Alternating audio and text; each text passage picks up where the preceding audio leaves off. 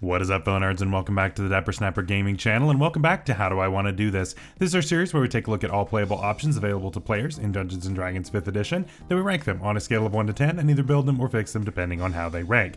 Now today we begin our talks on the Divination Wizard, the one that is looking into the future to hopefully get the best ranking of them all, but we will just have to see if what it is seeing is going to come to pass. Before we do that though, make sure to leave a like on the video and subscribe if you haven't already. We are on our way to 5,000 subscribers by the end of this year, but I need your help. We're falling behind our goal just a little bit, and so I need your help to help us get there, and then it'd be great. Throw us a little end of the year party, that kind of thing, and it'd be a good time. So make sure to do that. Of course, make sure to share the video with your friends so that can happen. And then of course, make sure to click the bell so you're notified when new videos are uploaded. So the Divination Wizard is a very interesting take. Now, this is similar in what it actually represents to the Chronergy Wizard, which we talked about a couple of weeks ago. I'll put that up in the iCard above. But this is an OG. This is back from the PHB and is sort of the OG Time Wizard, kind of. Although I will say that Divination is less so about predicting what the future is going to be and more so just the use of divination spells. Now, divination spells are both in looking into the future or looking ahead, that kind of thing, but also it is just looking and being able to see things you normally wouldn't be able to see. And that's really more of a focus here once we get to the second and third features that we get in this subclass.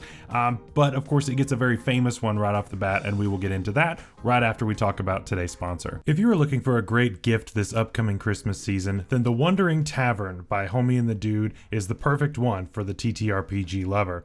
This system agnostic setting features 15 floors and 23 unique locations for you to explore on a massive airship. Interact with the various factions to learn all of the mysteries held within this vessel.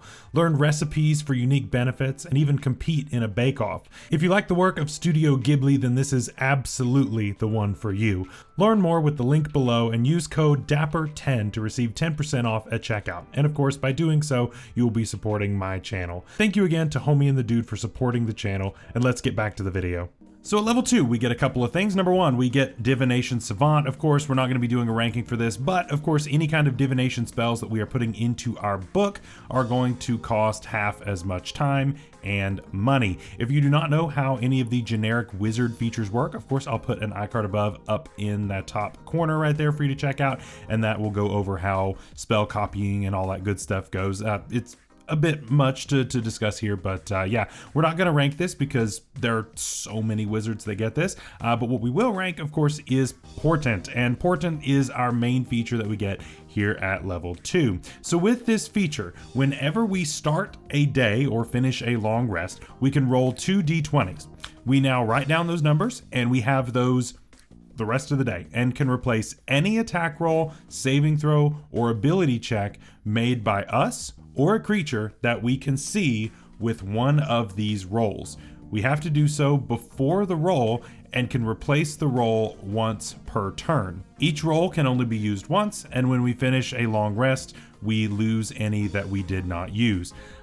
This is kind of wild, right? So you just start your day, you roll 2 d20s, and let's say you roll a 5 and you roll a 18, right?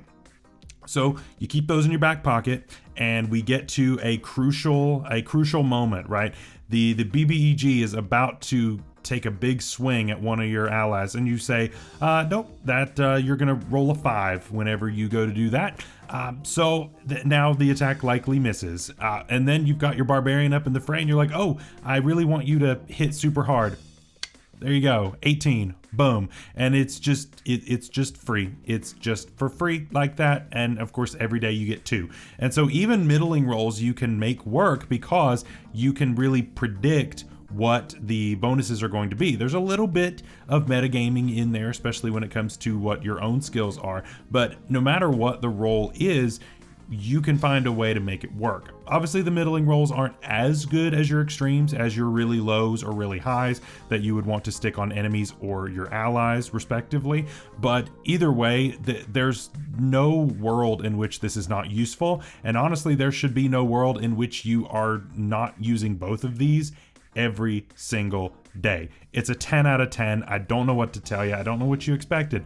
Portent is absolutely incredibly strong, and yeah, this is insanely good. At level 6, we get Expert Divination, and this actually makes us casting divination spells way better for us in a very cool way. So with this, whenever we cast a divination spell that is 2nd level or higher, we can regain 1 expended spell slot back. The slot we regain has to be of a lower level than the one we cast, and it cannot be higher than 5th level. This is kind of wild, right? I've talked about the wizard. Of course, I already did the iCard for the generic wizard guide, but the biggest thing about the wizard is that it relies so heavily on spellcasting. And so obviously you need spell slots to be a very useful wizard. This allows you to say, okay, I am casting my divination spells like I want to as a divination wizard, and you get back spent spell slots, and you can chain those all the way down if you need another spell slot. This is kind of wild, right? This means that you can now regain that 1st level spell slot so you can shield again. This means that you can regain that 3rd level spell slot to fireball again. You're probably not taking fireball in this, but still, like you get that flexibility to recast these spells that maybe you have run out of those slots prior, and you can get them back. That is incredibly useful for the wizard kit. I mean, even so, like, you're only limited for this working up to, say, a 6th level spell. That's great, honestly. Honestly, being able to get back up to a 5th level spell slot is incredibly good, and there's really no world in which this is bad. Again, 10 out of 10. I can't give this any lower. It's just incredible to be able to have this much compatibility, not just within the subclass itself, but also on the already incredible wizard chassis.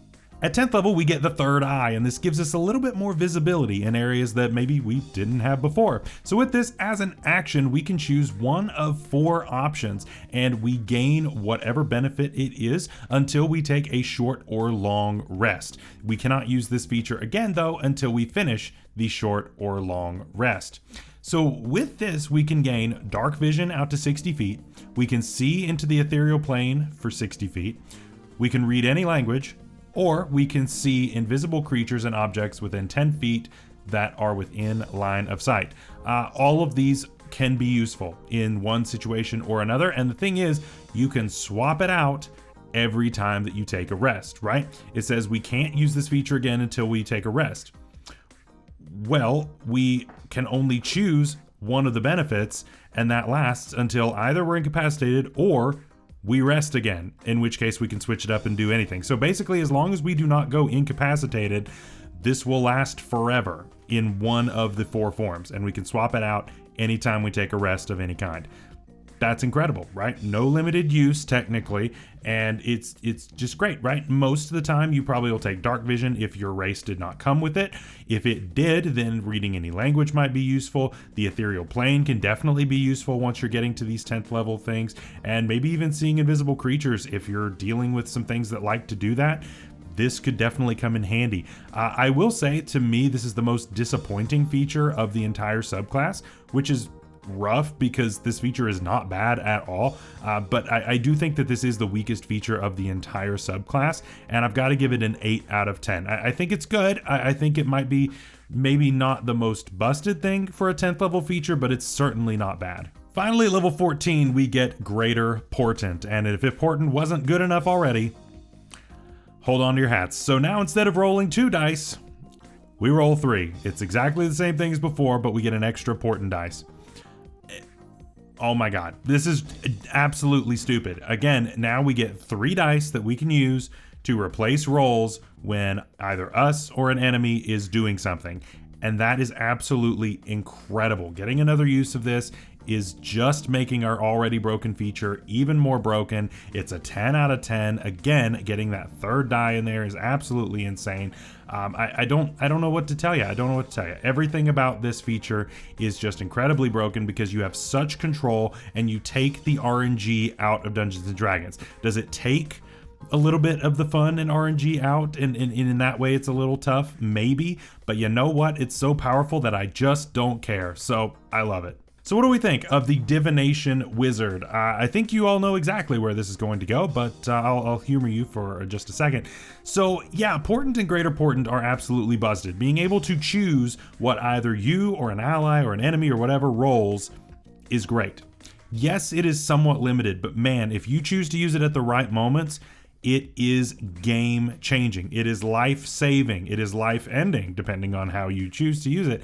It's absolutely incredible, right? You can use this on some kind of sucker save spell where somebody's going to get banished or somebody's going to get power word killed or whatever it happens to be. You've got these options that you can just be like, nope, you passed that saving throw, or nope, that thing fails that saving throw, or this thing hits its attack, it misses the attack, whatever. You are in control. And it's absolutely incredible that you can do this. This is all on top of the already incredible chassis that is the Wizard, that has 1,000,000 spells and 1,000,000 spell slots to cast them with, which is further boosted by Expert Divination. And this just all works together to buff up not only itself in the Wizard way.